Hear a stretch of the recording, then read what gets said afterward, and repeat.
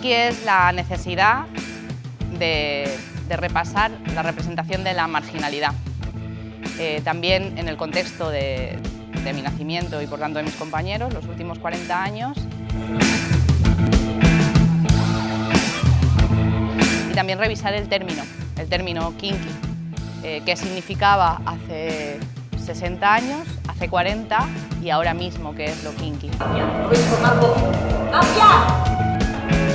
Kinky Todo es Robado es un dispositivo escénico en el que revisamos el género cinematográfico del cine kinky, que ha sido un poco menospreciado y poco estudiado. La particularidad es que nosotros nacimos más o menos en la época que se hacían esas películas y lo contamos con los recursos que nos da la escena.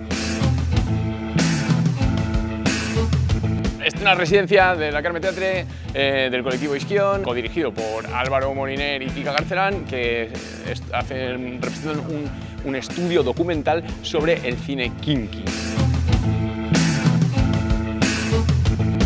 Un documental fet en present, en l'escenari, on exposem tot el que té a veure en el cine kinky, en el concepte de kinky, en la marginalitat i en un gènere cinematogràfic que estava funcionant en els cines en l'època en què nosaltres naixérem i en la transició. Aleshores, qui vinga a veure kinky es va trobar en un collage en format documental on exposem tots aquests referents que formen part de la nostra adolescència.